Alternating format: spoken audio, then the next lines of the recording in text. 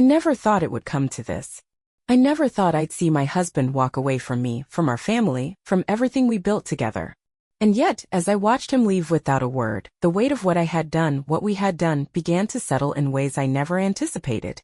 But let me start from the beginning. I've been married to Daniel for 26 years. We were happy once, at least I think we were. He was a good man, a good provider. A little dull, a little too predictable, but steady. Dependable. He never raised his voice, never wavered in his devotion to me or our daughter, Emily. And maybe that was the problem. He was always there. Always available. Always eager to please. Somewhere along the way, I stopped appreciating it. Emily was the light of his life. The perfect daddy's girl. And I'll admit, I used to resent that. I was the one who carried her, gave birth to her, raised her while he was busy working long hours. But it was always daddy she ran to first, daddy she idolized. And Daniel, oblivious as always, soaked it up without realizing that the more she adored him, the less space there was for me. So yes, when it came to her wedding, I took charge. Daniel wanted to be involved, of course. He wanted to walk her down the aisle, give her his sentimental speeches about love and devotion. But this was my moment, my time to be the one Emily turned to. I never intended to leave him out completely. Not at first. But then there were the little things, the way Emily would hesitate before telling him details, the way she'd ask me to talk to him instead. And eventually it just became easier to keep things between the two of us. And then there was Andrew, Emily's fiancé, the man Daniel never really approved of. He didn't say it outright, but I knew my husband well enough to see the way he analyzed Andrew's every move, the way he hesitated when Emily gushed about him. Andrew came from a family of wealth, old money, the kind that spoke in hushed tones and controlled everything behind closed doors. And he didn't think much of Daniel. He respected him in the way someone respects the help, polite but distant. Maybe that's why when Andrew suggested a small, intimate wedding for close family only, it was so easy to go along with it. He'll be heartbroken, I remember saying. Andrew just smiled. He'll be fine. You can explain it to him after. And that was that. The wedding was beautiful, perfect. A small, luxurious ceremony at Andrew's family estate, with only those closest to the couple. That meant me, of course, but not Daniel. He didn't belong in that world, and Emily, well, she didn't fight too hard to include him. It wasn't supposed to be cruel. It was just easier this way. And then the next day, when Daniel cheerfully told Emily he couldn't wait for her wedding, I made the mistake of laughing. What? The wedding happened yesterday, I chuckled. Emily, standing beside me, hesitated before pulling out her phone and showing him the photos. The flowers, the guests, the vows. All of it. He looked at me, then at her, then back at me. And I expected anger. I expected shouting. I even braced myself for some dramatic outburst. But he said nothing. He just turned, walked out the door and left us standing there. I remember scoffing. He'll be back. Emily nodded, but I could see the flicker of something uncertain in her eyes. We were so sure he'd come back. We were wrong. At first it was almost funny. Daniel had always been a man of habit, of routine. He took his morning coffee the same way for 20 years, parked in the same spot in the driveway, watched the same late-night news program before bed. He wasn't the kind of man who walked away. Not really. So when he left that day without a word, I didn't panic. He just needed time, I told myself. A day, maybe two, to sulk, to nurse his wounded pride. But eventually he'd come back, because where else would he go? He was my husband. He was Emily's father. He would come back. But the first sign that something was different was the silence. The absence of his voice in the house. The lack of his keys jingling when he came through the door. The way Emily and I kept glancing at our phones, expecting him to call, expecting a message, something. But there was nothing. By the time dinner rolled around that evening, the laughter from the wedding was still fresh in my mind. Less than 24 hours ago, I had been drinking champagne, celebrating my daughter's marriage with people who mattered. Andrew's family, Emily's closest friends, the people who would be in her life for years to come. Daniel wouldn't have fit in with them. That was the truth, wasn't it? I had done him a favor. Or at least that's what I told myself. Emily sat at the dinner table with her phone in her lap, scrolling through old messages, barely touching her food. Maybe you should call him, she muttered, avoiding my gaze. I arched a brow. Call him for what? To apologize? I let out a short, humorless laugh. For what exactly? She didn't answer.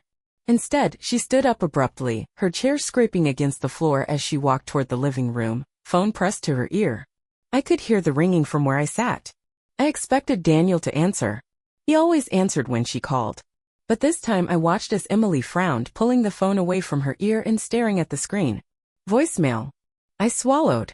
He's probably just cooling off, I said, pushing my plate aside. You know how he gets when he's upset. Emily looked at me for a long moment. I didn't think he'd actually leave, she admitted softly.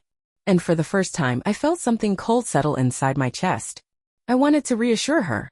I wanted to tell her that her father was being dramatic, that he'd be home in a few days, sulking but still predictable as always.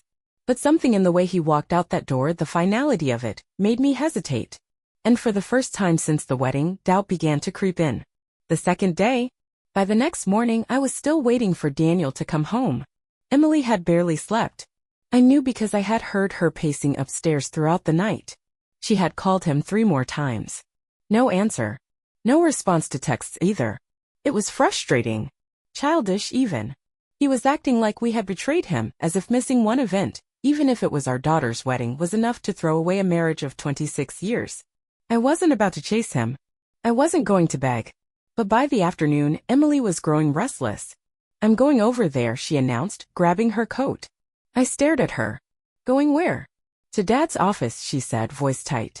If he's not answering, I'll just talk to him in person. I hesitated. Maybe give him some more time. She shot me a sharp look. Time for what?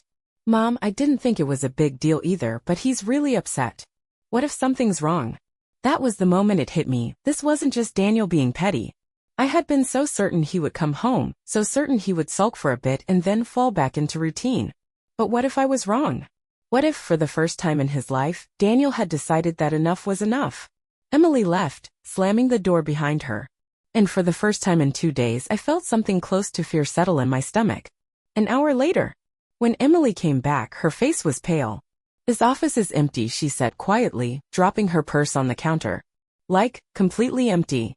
I frowned. What do you mean empty? I mean his desk was cleared out, his nameplate was gone, and the secretary said he resigned 2 days ago. I felt the floor tilt slightly beneath me. That doesn't make sense, I said, shaking my head. His job is his life. He wouldn't just quit. Emily looked at me, and for the first time, there was real panic in her expression. Where is he, Mom? I had no answer. For the first time since Daniel walked out, I realized I had no idea where my husband was. And that terrified me. I refused to believe it. Daniel was not the kind of man to disappear. He wasn't impulsive, wasn't dramatic. He was steady, boring even. He liked order. Structure. The kind of man who never missed a mortgage payment, never skipped a doctor's appointment, never so much as took a sick day from work in 10 years. And yet, according to his company, he had walked into his office the day after Emily's wedding, handed in his resignation, and left without so much as a word to anyone. No 2-week notice. No long goodbye to his employees. Just gone. Emily sat across from me, her fingers drumming anxiously against the kitchen table. Did you check the bank accounts? I hesitated. No, I admitted. Her eyes narrowed. Then maybe you should. I didn't like the tone in her voice, like she thought this was some big conspiracy instead of what it actually was, Daniel overreacting. He was being ridiculous, and I refused to play into his game. But something about the emptiness of his office, the finality of his resignation, gnawed at me. So fine. I checked. And that was when I felt the first real wave of panic. The joint checking account, the one we had both used for years, was drained. The savings account too. Not a single cent left. The only thing untouched was my personal checking, the one I use for groceries and small expenses. But everything else? Gone. What the hell? I muttered, scrolling through the transactions. He wouldn't just... Emily leaned over my shoulder, her face pale. Did he move the money somewhere? I clicked through the records, my hands clammy against the mouse. If he had transferred it to another account, I would have seen it. But there were no transfers. No deposits. Just withdrawals. Large ones. I scrolled faster, my stomach nodding with each line. A $25,000 withdrawal from our savings 3 days ago. Another $10,000 2 days before that. A final $50,000 withdrawal the morning he left. My heart pounded. He took the money in cash. Emily was silent for a long time. Then softly. He's not coming back, is he? I wanted to snap at her, tell her to stop being dramatic, but the words caught in my throat.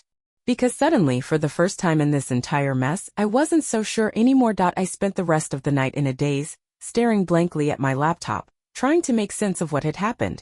I called his phone. Again. Straight to voicemail. I called his closest friend, Mark. Haven't heard from him, Mark said, sounding confused. Everything okay? I hung up without answering. I called his sister, who lived 2 states away.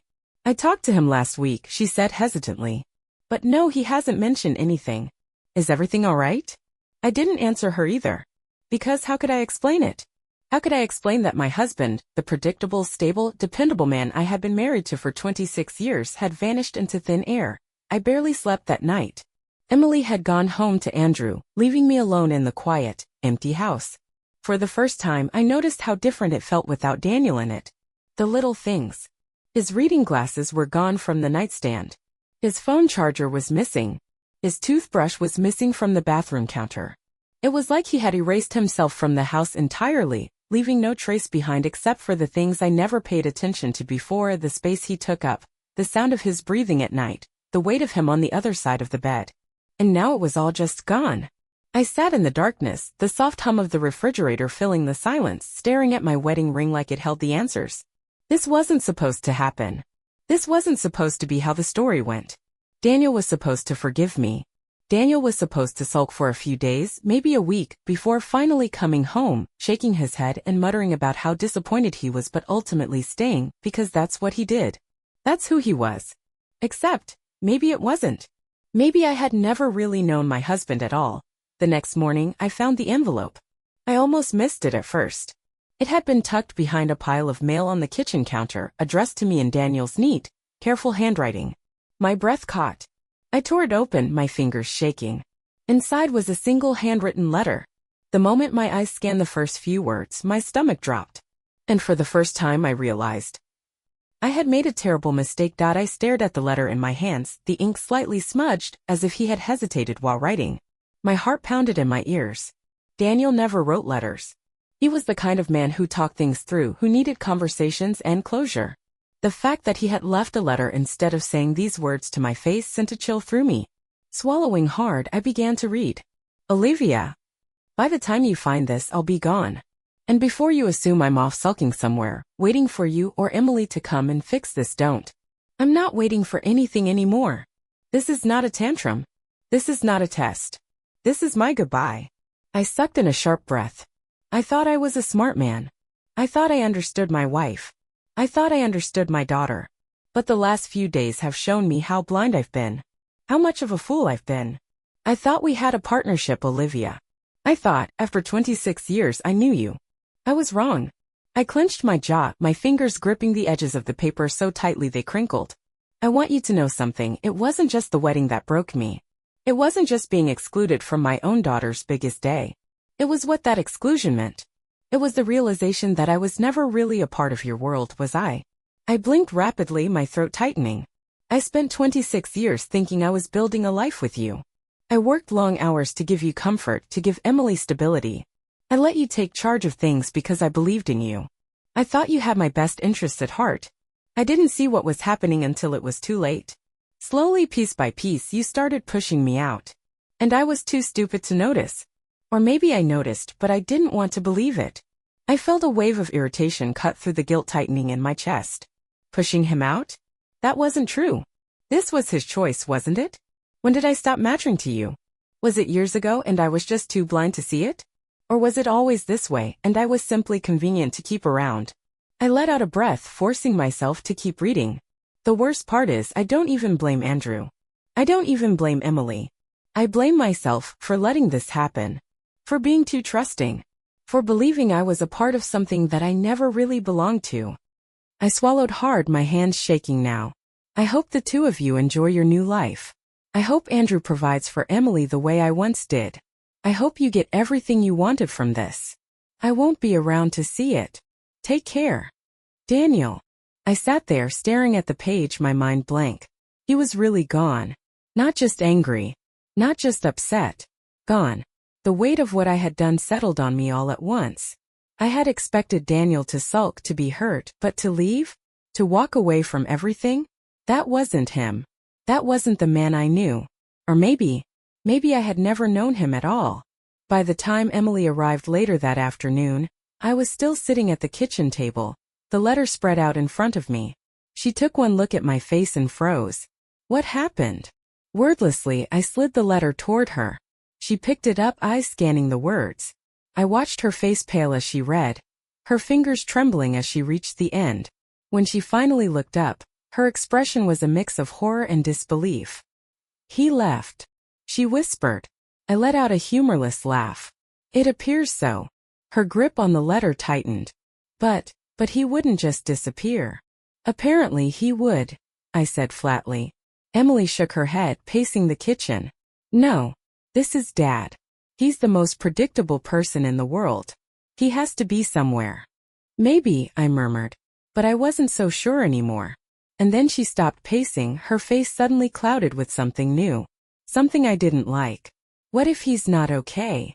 She asked, her voice small. I frowned. What do you mean? She looked up at me, and for the first time I saw the fear in her eyes. What if he did something? The thought made my stomach drop. Daniel had always been steady, reliable, practical. But I had never seen him look the way he did when he walked out of that door. I had never seen his face so empty. My hands clenched into fists. No, I said firmly. Daniel is not that kind of man. Emily bit her lip. Then where is he? We started making calls. His friends. His coworkers. Even his distant relatives. No one had seen or heard from him. His phone remained off. His office was cleared out. It was like he had erased himself. By the end of the day, I was left with one undeniable, inescapable truth. Daniel was gone. And he wasn't planning on coming back. By the third day, I was restless. Daniel wasn't just avoiding us. He had erased himself from our lives entirely. No trace of him anywhere. No phone calls. No emails. No social media updates. Nothing. Emily had gone from worried to outright panicked. She wasn't the type to cry easily. She had inherited that from me. But I could tell she was unraveling. What if something happened to him? She asked for the 5th time that morning, pacing the living room with her phone clutched in her hand. I sighed, rubbing my temples. Then we would have heard something, Emily. His name would have shown up in a hospital record. A police report. Something. She wasn't convinced. Maybe he's in trouble. Maybe he was hurt. I scoffed. Or maybe Emily, he's just finally realized he's not the center of the universe and doesn't like it. Her head snapped toward me, eyes burning with something sharp. Is that really what you think? She asked, her voice dangerously low. I shrugged, though the tension in my shoulders betrayed me. He's acting like a child, Emily. He didn't get his way, so now he's throwing a tantrum. She stared at me for a long moment, and then just like that her expression changed. Something shattered in her eyes, something I didn't like. Jesus Christ, Mom, she muttered, shaking her head. You really don't get it, do you? I stiffened. What's that supposed to mean? She laughed. Humorless, bitter. You ruined him. And you don't even care. I rolled my eyes. Oh please. Your father is fine. He's probably renting a nice little condo somewhere, drinking cheap whiskey and waiting for me to grovel. Emily gave me a long, assessing look. You actually think that, don't you? What else am I supposed to think? I snapped. That your father, a grown man, just vanished into thin air because his feelings were hurt? She didn't answer me.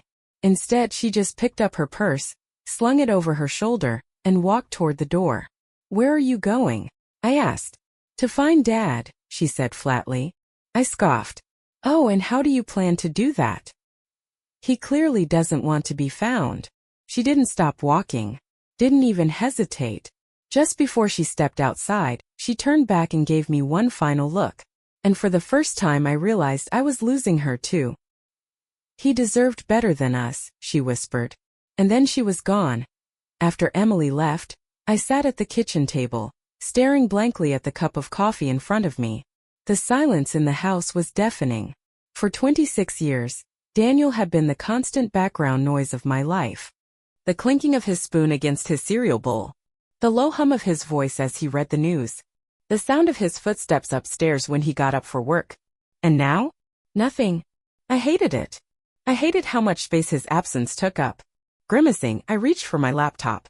If Emily was going to waste her time searching for him, I might as well do some digging myself.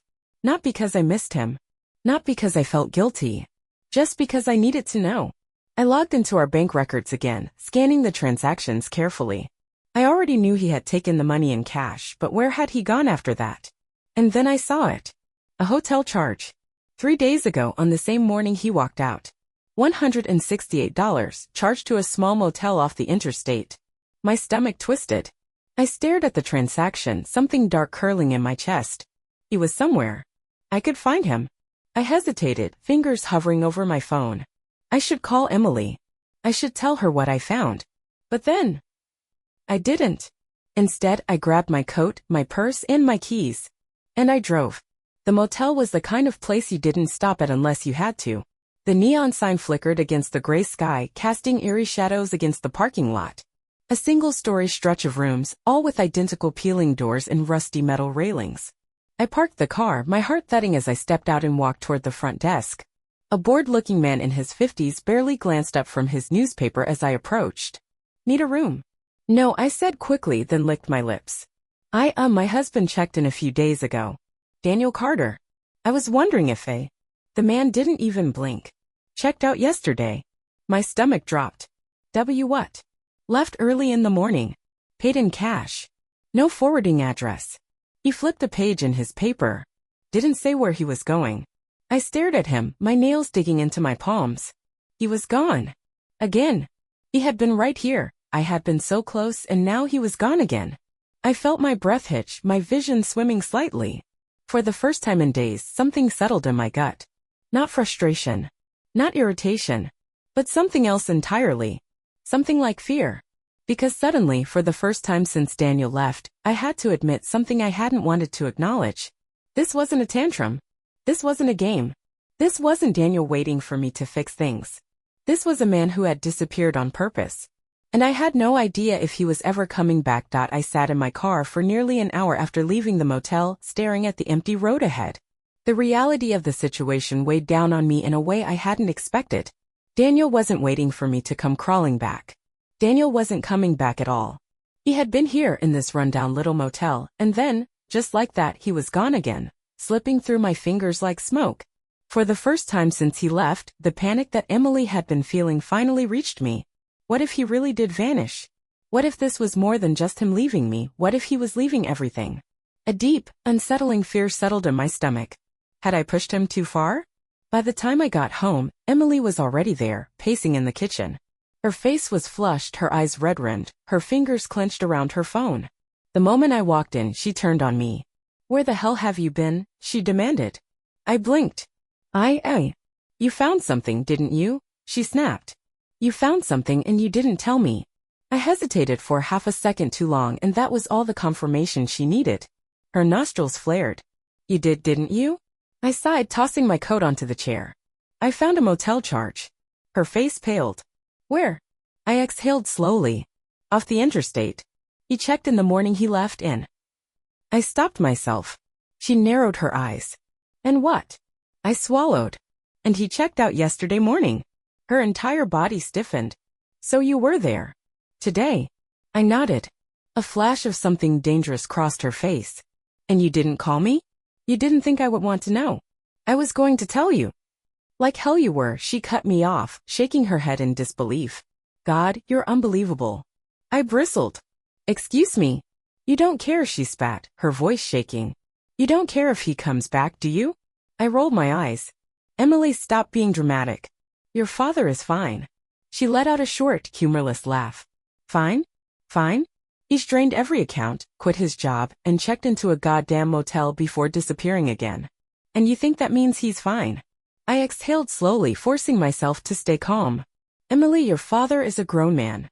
She stared at me, eyes wide with something close to horror. Then her expression hardened. "You're heartless," she whispered. Something inside me snapped. "Oh, give me a break," I snapped back.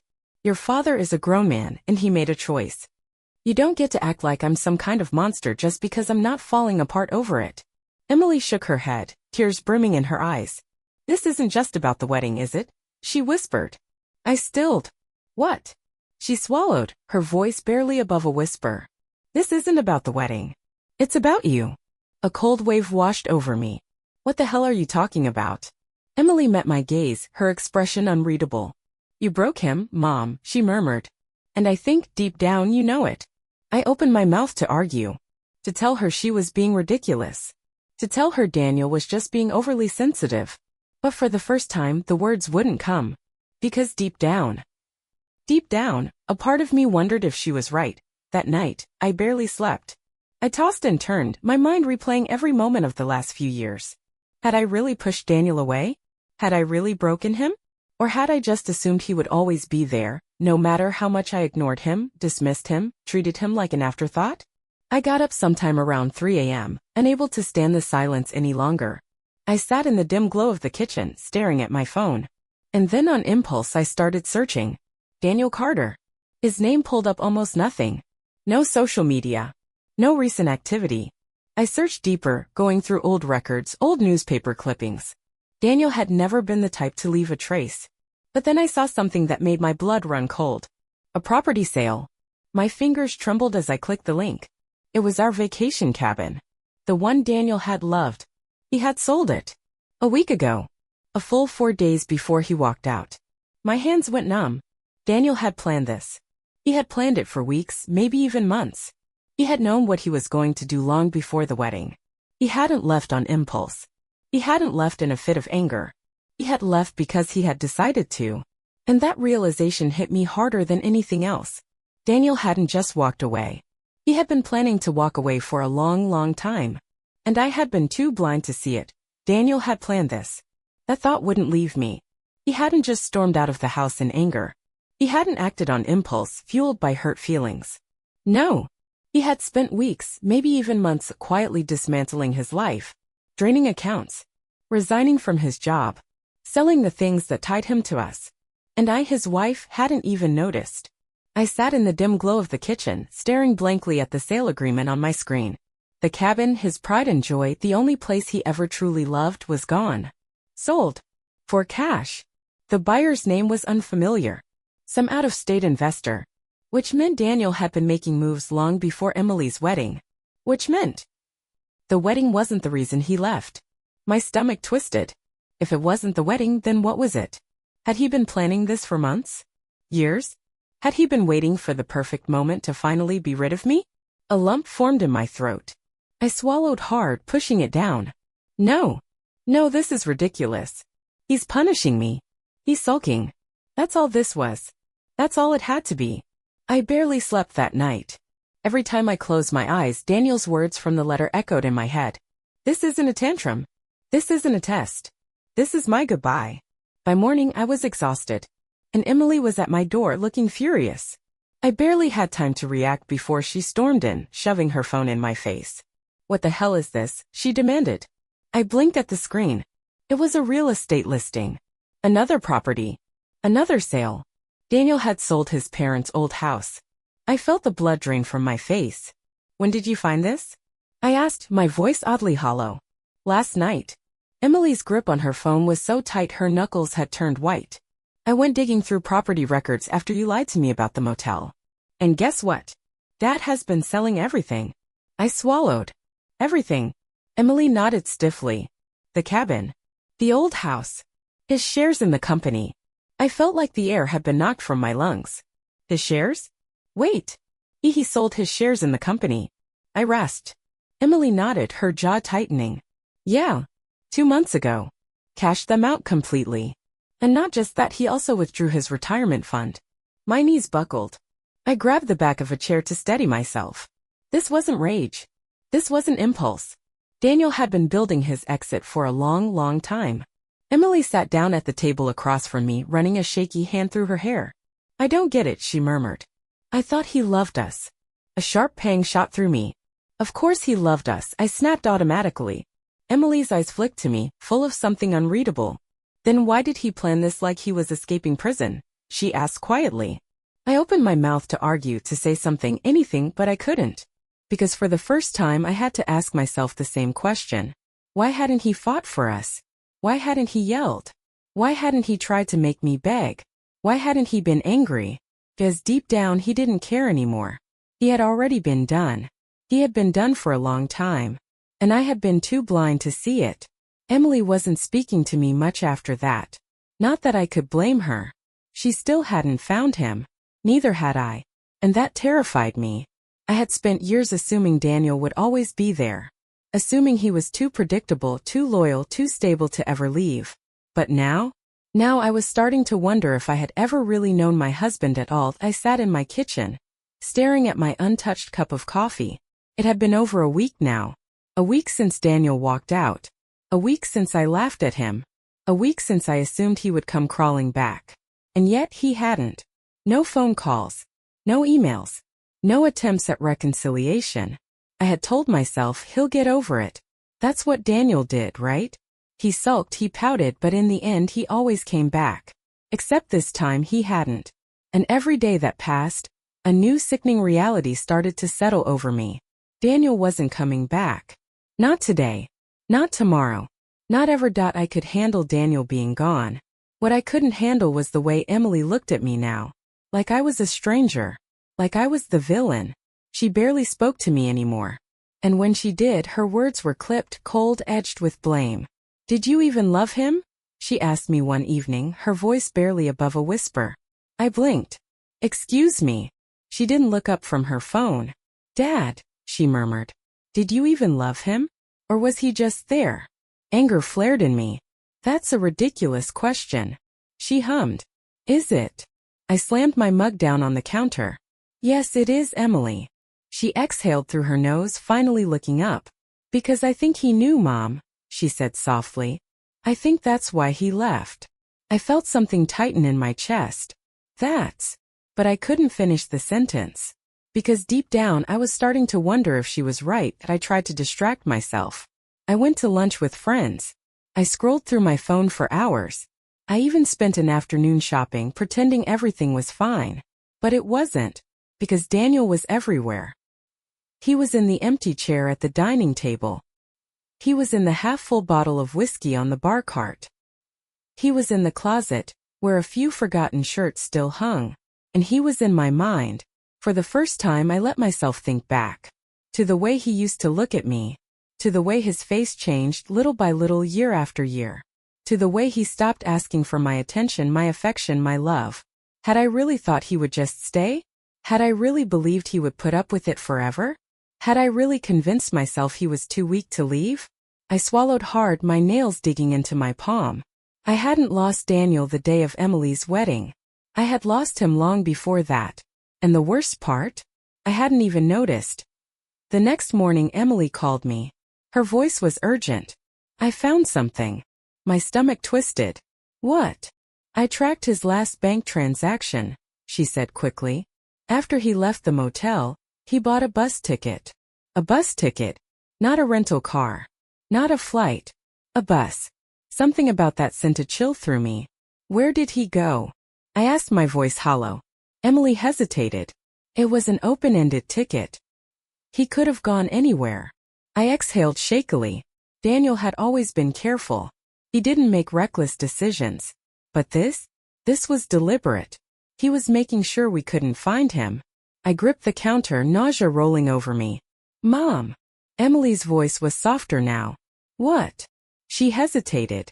"Do you even want to find him?" I froze. The answer should have been yes. But for the first time I wasn't so sure. Because deep down I was starting to fear something. That even if we did find Daniel, he wouldn't want to come home. Emily and I sat in silence, the weight of her question hanging between us. "Do you even want to find him?" I should have said yes without hesitation. But I didn't. Because the truth, the ugly, bitter truth, was that I wasn't sure if I did want to find Daniel. If we found him, and he refused to come back. If we found him, and he looked at me like I was nothing to him. If we found him, and he had already started a new life, far away from us. Wouldn't that be worse? Wouldn't that be the moment where I finally had to admit that I had lost? I forced my voice to stay even. "Of course I do." Emily didn't look convinced. She stared at me for a long moment, then shook her head, as if she had already decided that I was beyond saving. "I don't believe you," she murmured. Then she stood up and left. I didn't stop her. I spent the next day buried in old records, trying to make sense of what I already knew. Daniel had drained our accounts. He had sold the cabin. He had quit his job. He had taken a bus, not a plane, not a rental car. A bus meant he was covering his tracks. It meant he didn't want to be followed. I gritted my teeth, staring at the screen. He wasn't making this easy. But then Daniel had always been meticulous. I just never thought he'd use those skills against me. I scrolled through the list of bus departures from that morning. Most tickets were one way. Some went north. Some south. Some out of state. There were too many possibilities. And that's when it hit me, Daniel wouldn't have gone somewhere random. He wasn't running. He was going somewhere specific. Somewhere that meant something to him. And suddenly, I knew exactly where to look. I drove for nearly 3 hours, my hands gripping the wheel so tightly my knuckles turned white. The roads were familiar. Too familiar. Because I had been here before years ago. I pulled up to the small, dusty house, my heart pounding. It was nothing special. A run-down little place with a sagging porch and paint peeling from the shutters. But it was his. Daniel's father's house. The one he grew up in. The one he inherited but never lived in. The one he always refused to sell, even when I insisted it was pointless to keep it. The house he never let go of. My stomach twisted. He's here. I knew he was here. I stepped out of the car, my legs feeling strangely unsteady. For the first time in a long time, I felt something close to fear. I had been so sure Daniel would never leave me. But now I wasn't sure if he would even let me through the door. I walked up the steps, my pulse hammering. And then with a deep breath I knocked. A few seconds of silence. Then finally, the door unlocked. And there he was. Daniel. Standing in the doorway, looking at me like I was a ghost. Daniel didn't say a word. He just stood there, staring at me, his expression unreadable. For a brief moment, I felt like I was looking at a stranger. His hair was slightly longer than usual, his beard more grown out. He looked tired, but not in a way that suggested sleepless nights. No, this was something else. This was a man who had let go. Daniel, I breathed, my voice softer than I intended. Still, he said nothing. He didn't step forward. He didn't invite me in. He didn't even ask me why I was here. Instead, he just tilted his head slightly, watching me with curiosity, like he was trying to figure out what I wanted from him. And that's when it hit me. He wasn't surprised to see me. He had been expecting me. Not in a hopeful way. Not in a maybe she'll come crawling way. But in a detached, I knew you'd come eventually way. Like he was waiting for me to realize what I had lost. Like he had already made peace with the fact that I was too blind to see it before. A lump formed in my throat. Can I come in? I asked quietly. For a second he didn't move. Then finally he sighed and stepped aside. No invitation. No warmth. Just a gesture. I stepped inside, feeling the air shift around me. This wasn't my home. This wasn't our home. This was his home. And I was nothing but a guest. The inside was exactly how I remembered it, dusty, quiet, filled with furniture too old to be comfortable. Daniel's father had lived here until he passed nearly a decade ago, and after that, the house had just sat here. Empty.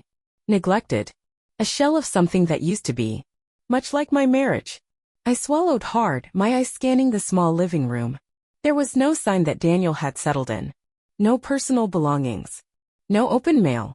Just a half-empty cup of coffee on the table as if he had been here for a while but never truly intended to stay. I turned back to him. He stood near the doorway, arms crossed, waiting. As if this was my conversation to start. As if he had nothing left to say. I took a deep breath. I've been looking for you, I admitted. He let out a soft, humorless chuckle. I know, he said simply.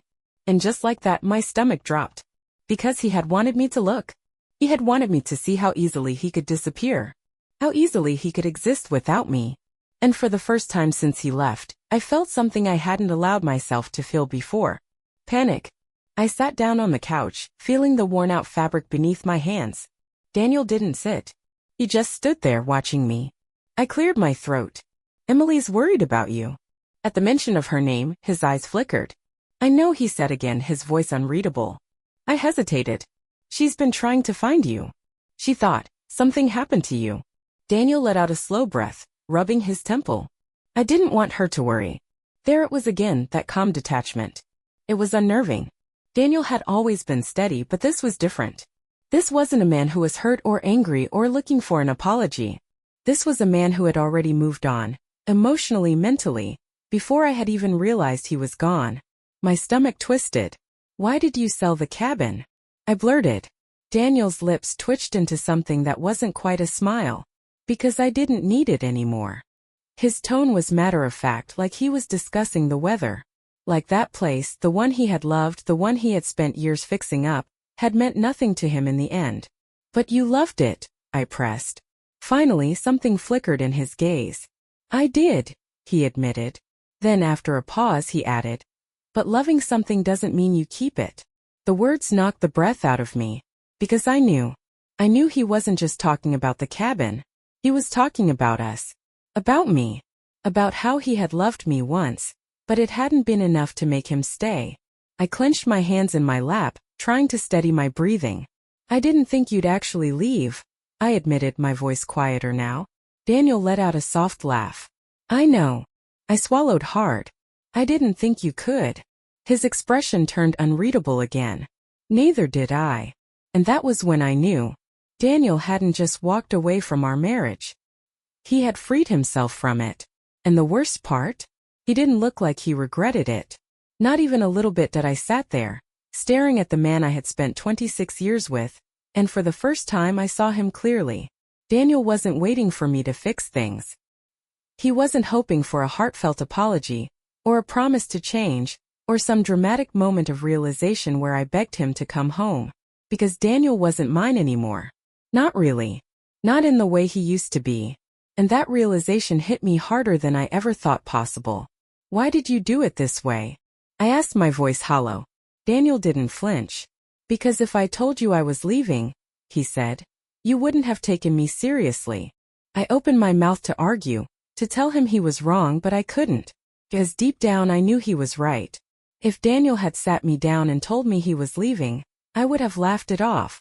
I would have rolled my eyes, dismissed him, assumed he was just looking for attention, because I had never believed he had it in him to walk away. And yet, here we were. His bags were packed. His bank accounts emptied. His life with me erased. This wasn't anger. This wasn't punishment. This was freedom. And I had no idea how to handle that.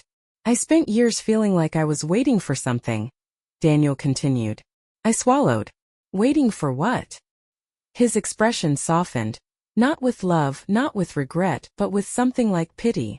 For you to love me the way I loved you. My breath hitched. I wanted to argue. I wanted to tell him that I did love him.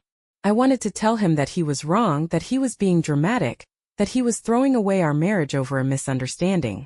But the words wouldn't come. Because I knew the truth. I had stopped seeing him a long time ago. I had treated him like furniture, something comfortable, reliable, unchanging. I had assumed he would always be there, no matter how much I ignored him, no matter how much I took him for granted. And by the time I realized what I had lost, it was already too late. Are you happy? I asked, my voice barely above a whisper. Daniel let out a slow breath, tilting his head slightly, as if considering his answer. Then finally, I think I will be. That was it. No dramatic goodbye. No lingering emotions. Just a quiet, steady certainty that he was finally free. I stared at him, waiting for something, anything that would give me hope. But it wasn't there. And in that moment I knew. Daniel Carter was done with me. For good. I don't remember walking back to my car. I don't remember the sound of the door closing, or the feeling of my hands gripping the steering wheel.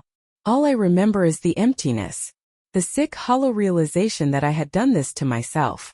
I had thought Daniel would be the one to regret leaving. But as I sat in my silent car, staring at the road ahead, I finally understood the truth. He wasn't the one who would regret this. I was. And the worst part? I would have to live with that for the rest of my life. The end.